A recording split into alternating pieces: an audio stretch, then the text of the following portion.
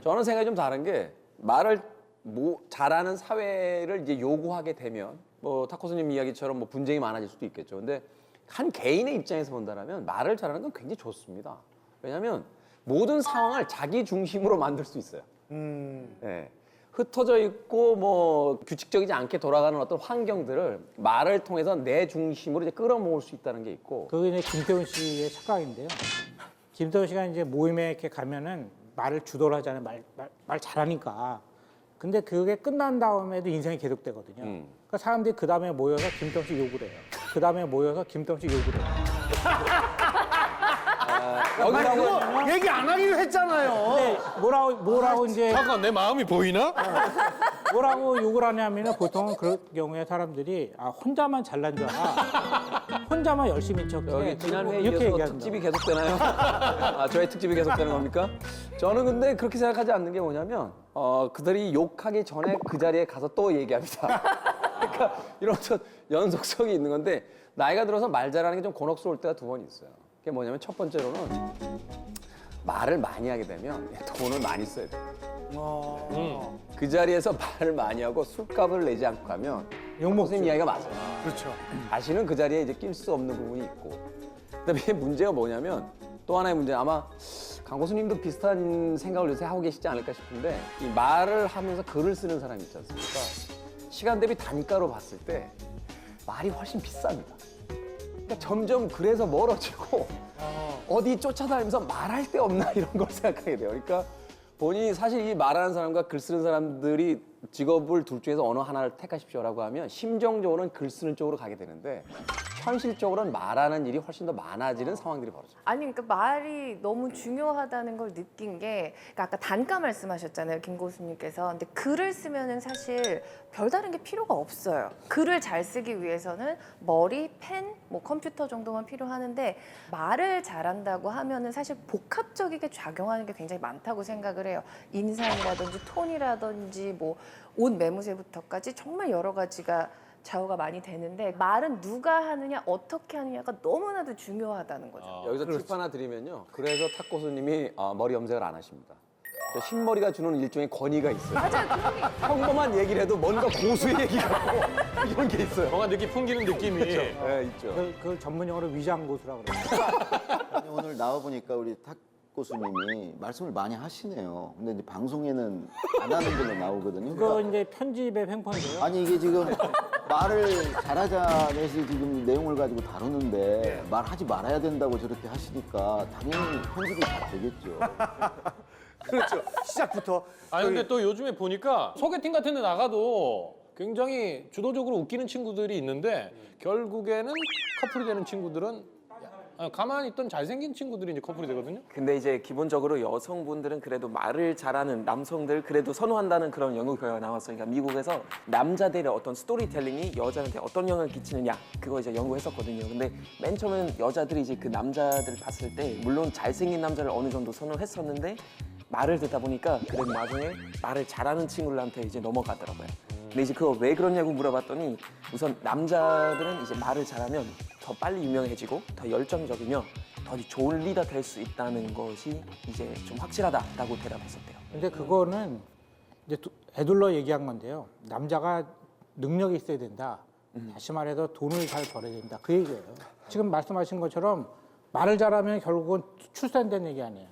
그 얘기잖아요. 출세가 뭐예요? 돈을 많이 버는 거죠. 그러니까 여자가 원하는 파트너는 돈을 많이 버는 사람인데 그렇게 얘기하면 좀 없어 보이니까 그걸 말을 잘하는 사람이라고 얘기하는 거예요. 지금. 사실 그런 건 있어요. 저도 방송을 오래 하면서 굉장히 다양한 분들을 뵙고 뭐 방송도 하고 사석에서도 만나 뵙고 하는데 말을 잘한다?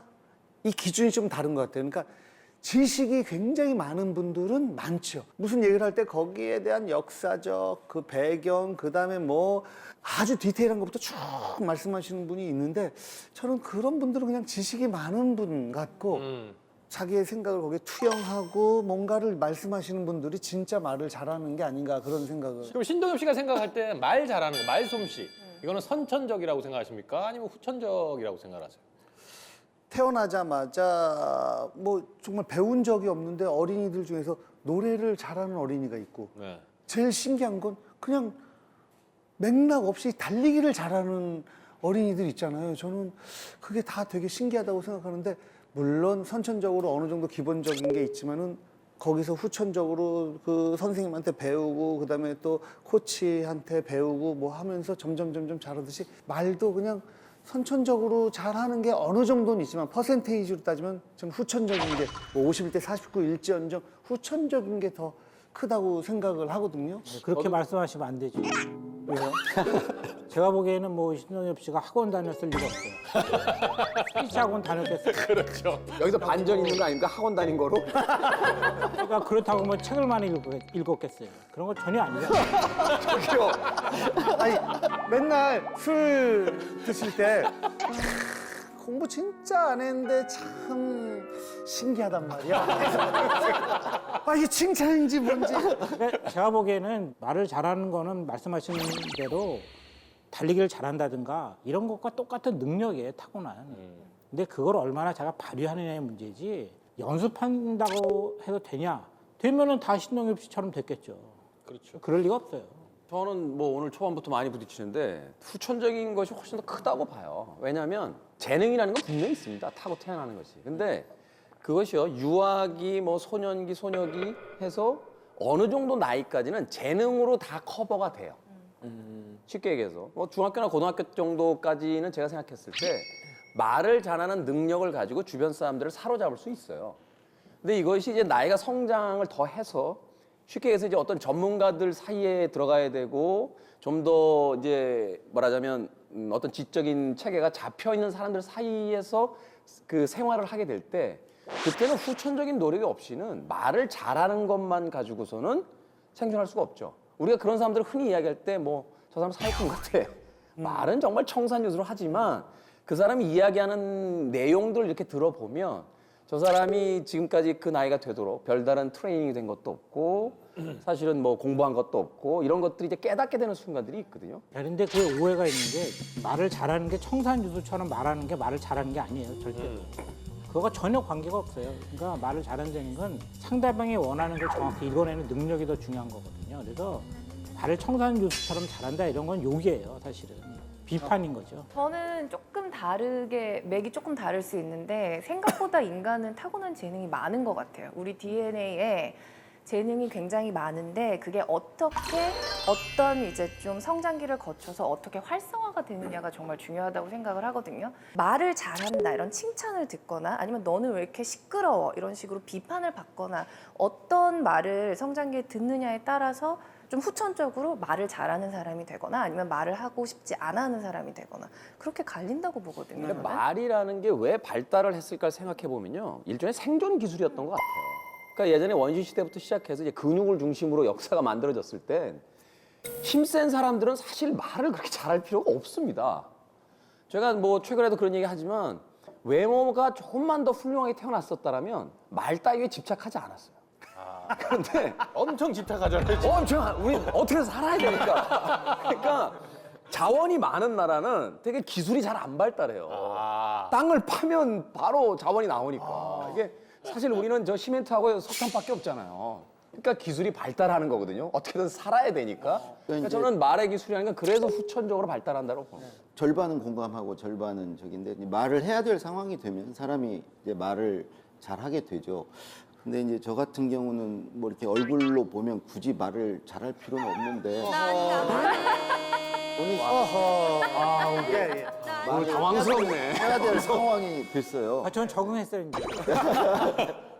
제가 사실은 이제 학교 다닐 때나 이제 직장 생활할 때 대인 기피, 무대 공포 이런 걸 알았거든요. 아 진짜요? 예, 그래서 승진 대상자가 됐는데 그 대상자 교육에 3분 스피치가 있어서 아예 승진을 포기할 정도로 굉장히 심했어요. 아니 근데 왜냐면은 진짜 말을 해야 되는 순간이 있잖아요. 그리고 예를 들어서 노무현 전 대통령과 함께 이제 일을 했을 때 노무현 대통령께서 뭐 이렇게 하면은 그때는 해야 되잖아요. 그러니까 말을. 대통령이 말하라면 해야죠, 말을.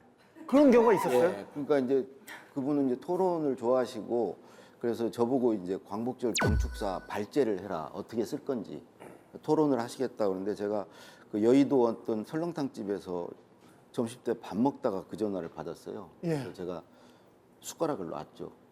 떠날 때가 됐구나. 근데 마지막으로 한번 발표하고 나가자. 내가 뭐 길에서 뭐 대통령이나 장관 볼 일도 없고 마지막인데 예, 예. 그냥 하자 하고 했는데 다 외웠어요. 외워가지고 천정을 보고 막 얘기를 했어요.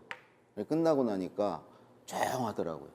사람을 안 보고 이야기를 하시니까. 네. 예, 예. 천정을 보고 얘기했는데 그 한 번의 경험 이후로 제가 이제 그 무대공포증 같은 게 조금 없어졌어요. 아. 말은 좀 해보면 되는 것 같아요. 최근에 특히 말에 관한 책이 많이 나온 것 같아요. 예. 그리고 그게 다 베스트셀러에 있는 걸 보고 좀 놀랐어요. 언제부터 우리나라가 이렇게 스피치라든지 말이 중요해졌지? 어렸을 때 생각해 보면은 저 때는 꼭 다녀야 할 학원 중에 하나가 웅변 학원이었거든요. 그러니까 사람들 앞에서 어떤 식으로 발성을 해서 어떻게 의견을 관철시키느냐, 거기에 또 정답이 있었던 것 같아요. 이거는 옳은 말하기고 이거는 조금 바람직하지 않은 말하기. 근데 요즘에 이제 책이라든지 이런 걸 보면은 어떻게 좀 부드럽게 설득을 시키고 내 의견을 말하고, 그러니까 말에 대한 정의 자체가 좀 많이 바뀐 것 같더라고요. 그러니까 과거의 말하기와 지금의 말하기가 다른 걸 거예요. 그러니까 과거에 웅변학원을 다녔던 건 두 가지 이유가 있다고 저는 생각이 되는데, 일단은 영웅들의 시대였어요. 위대한 사람이 돼야 되고 훌륭한 사람이 돼야 됐는데 이들의 특징이 굉장히 말을 잘했단 말이에요. 그러니까 쉽게 해서 뭐 국가 지도자라든지 어떤 위인전 속에 등장하는 인물들이라든지 뭐 그런 사람들이 어떤 언어적인 능력이 그 필요하다라고 생각했기 때문에 소위 엘리트 교육의 하나였던 것 같고, 또 하나 웅변이라는 것이 그 당시에는 어떤 성숙한 사회를 이제 지향하는 그런 그 과도기 있었기 때문에 말하자면 어떤 교양인의 필수?